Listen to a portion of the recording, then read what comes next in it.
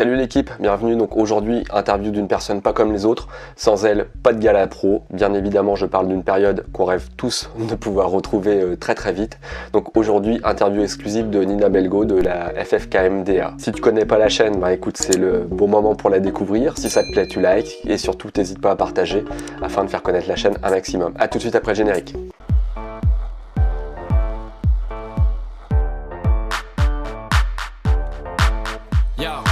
Bonjour Nina, merci beaucoup d'avoir accepté mon invitation. Mais je t'en prie. Peux-tu nous dire en quelques phrases qui tu es, Nina ? Alors, tout d'abord, bonjour, je te remercie pour l'invitation. Je m'appelle Nina Belgo, j'ai 29 ans, je suis en charge au sein de la Fédération française de kickboxing, muay thai et disciplines associées de gérer le service gala privé et compétition pro au sein de la Fédé. Comment en es-tu venue au sport de combat ?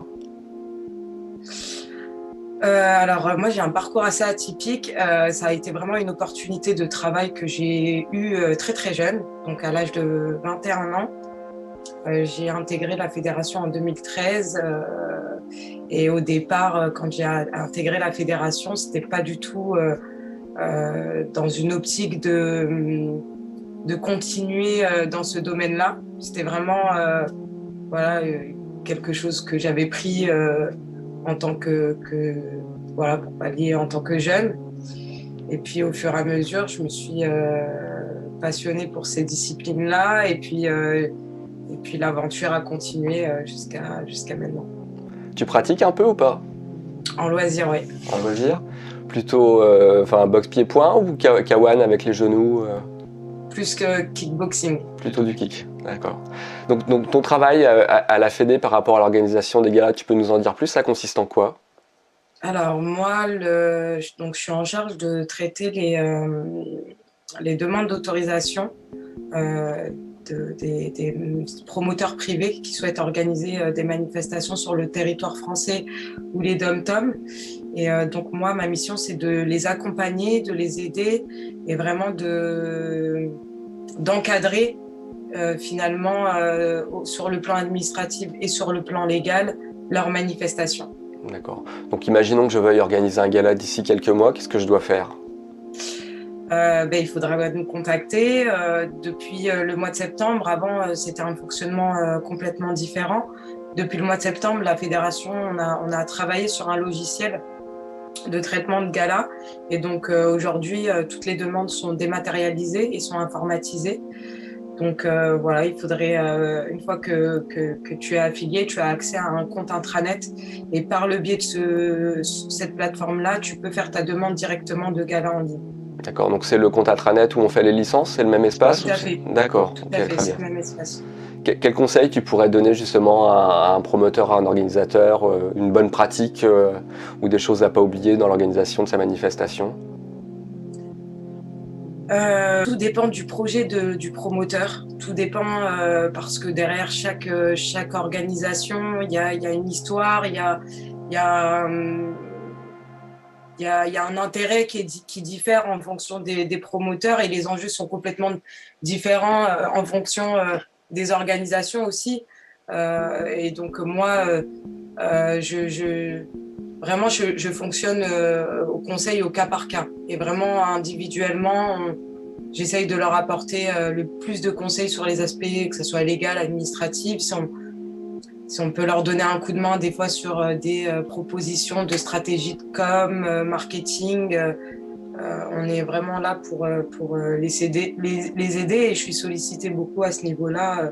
Ça peut être des études de budget, ça peut être sur des contrats entre promoteurs et boxeurs. D'accord. On a tout un tas de conseils sur différents sujets. D'accord. De quoi es-tu le plus fier à ce jour parmi les organisations auxquelles tu as pu contribuer ? Est-ce qu'il y a un plateau, un gala ou autre chose qui... Non, moi j'ai un fonctionnement, je pense que tous les promoteurs avec qui je travaille le ressentent. Je suis passionnée et je travaille de la même manière pour tous les événements. Ça peut passer par le Glory, le Paris Thai Fight, mais à la petite organisation pour des enfants. J'ai pas de différence de travail entre les promoteurs. J'ai un traitement qui est vraiment objectif pour tous et j'essaye de contribuer en tout cas au mieux et de faire en sorte qu'eux soient ravis du service qu'on peut leur proposer. D'accord. Mais j'ai que des souvenirs, j'ai pas de mauvais souvenirs, j'ai que des beaux souvenirs. Et justement, par rapport à tous ces souvenirs, est-ce qu'il y a un combat qui t'a marqué plus que les autres, une soirée de gala où tu t'es dit, là franchement c'est top, ou à l'inverse, ça t'a marqué parce que ça s'est pas goupillé comme prévu Bah, moi, j'ai évidemment. En plus, ma particularité, c'est que si tu veux, je suis arrivée au tout début de la FFCDA, donc au début de sa structuration. On a pu, grâce finalement à sa jeunesse, le fait que ça soit une fédération très très jeune, vivre des cas inédits. Donc plusieurs cas inédits qu'il a fallu gérer dans plusieurs situations qui sont très formateurs pour ma part. Et donc, non, j'ai des très beaux souvenirs sur le Paris Tie Fight, sur le Glory, sur le All-Star. Chaque organisation a sa marque, a son univers, a ce qu'elle dégage. Et on le remarque d'une région à d'une autre, d'une façon d'organiser, de promouvoir les disciplines qui est différente d'une organisation à une autre. Et honnêtement, moi, je suis toujours épatée par la créativité des promoteurs, par l'envie, en tout cas, de proposer du beau spectacle au public français. Et je suis toujours, chaque année, je suis toujours émerveillée en me disant, waouh, il y a des matchmaking qu'on n'aurait pas pensé il y a quelques années qui aujourd'hui se font. Donc, non, je pense que c'est vraiment un ensemble qui me permet d'avoir un large panel de choix et de souvenirs et d'expériences. D'accord. Une anecdote à partager avec une rencontre avec un boxeur, quelque chose qui t'aurait marqué? Une anecdote, j'en ai plein. J'ai beaucoup d'anecdotes avec, que ce soit Yohan Liton, Karim Gadji, Toumsed, Myriam Djedidi, enfin, on a plein. J'ai partagé énormément de souvenirs avec les boxeurs. Je pense que le plus beau souvenir pour moi, ça restera l'opération cœur de boxe qu'on a fait à Necker il y a 2 ans auprès des enfants malades. Et ça a été une expérience qui m'a beaucoup, beaucoup marquée. Et puis, il y a eu aussi le championnat d'Europe qu'on a organisé en France en 2017, qui a été aussi une expérience que je pense qui aura marqué tous les bénévoles, tous les sportifs, tous les membres du staff. Donc, ouais, c'est ces 2 événements qui m'ont vraiment marqué. Mais sinon, j'en ai au quotidien des anecdotes avec les boxeurs, les promoteurs.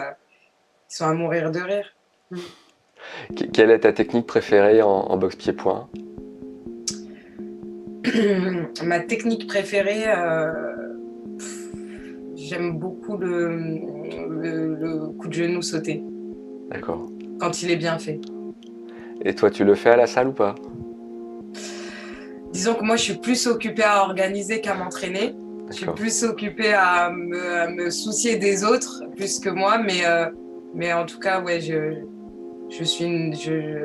j'aime voir cette discipline, j'aime la technique aussi quand elle est bien faite. Je trouve que c'est vraiment un sport qui est très très beau à voir quand on le maîtrise techniquement. Oui, c'est clair, je partage. Tu nous as parlé donc d'une nouveauté par rapport au site de la FFKMDA, l'organisation des galas. D'autres nouveautés, d'autres éléments à venir? Bon, alors bien évidemment, il y a la période sanitaire qui nous prive tous de soirées, de compétitions, etc., mais on a hâte de s'en sortir, quoi.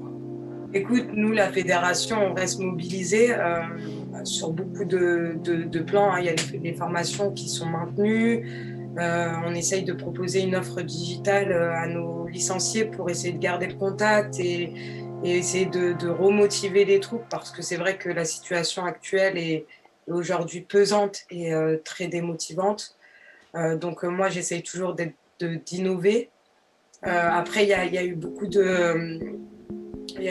de décisions prises par le comité directeur pour faciliter l'organisation au club et après au retour finalement à la vie associative et à la compétition par la suite. C'est vrai que c'est difficile de pouvoir anticiper une situation aussi imprécise finalement, parce qu'au mois de septembre, ce ne serait pas dit qu'au mois de mars, on serait dans cette situation-là. Donc nous, c'est vrai qu'on reste très optimiste. On continue à mettre en place des choses. Il y a eu moins 50% sur l'affiliation. Là, on a mis en place moins 30% pour accompagner aussi les organisateurs de galas. On a essayé de poser des actions sur le périscolaire, auprès du jeune public. En ce moment, on est sur une opération de concours pour les adolescents, dirigée pour les ados. On leur fait gagner,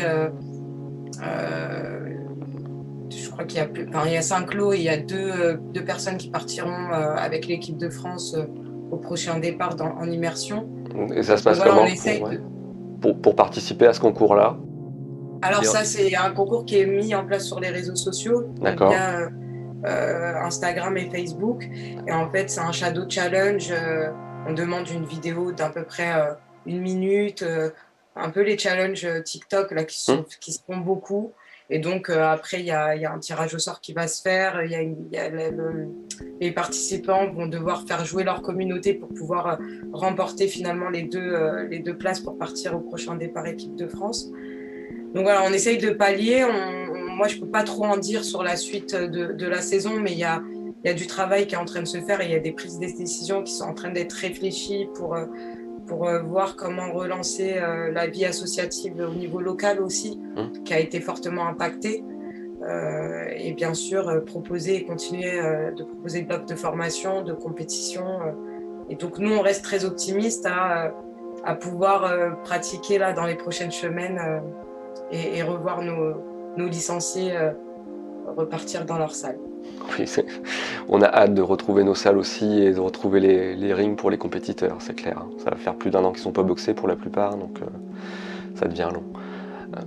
Un scoop, une information à partager? Un scoop, une information, j'en ai plein des scoops, mais je ne peux pas vous les dire. Ouais, non, il y a beaucoup de choses qui arrivent, je pense, beaucoup de bonnes choses qui arrivent. Et c'est aussi le résultat de beaucoup de travail, de longues années de travail. Moi, je ne peux pas trop en parler parce que ce n'est pas mon rôle de pouvoir parler des décisions politiques ou pas qui vont être amenées à être prises. Mais en tout cas, voilà, il y a beaucoup de choses qui se font. Je sais que le comité directeur, représenté par Nadir Alouache, travaille sur des gros dossiers. Et on espère, on croise les doigts pour que dans quelques mois, voire quelques semaines, on ait des très bonnes annonces à vous faire. D'accord.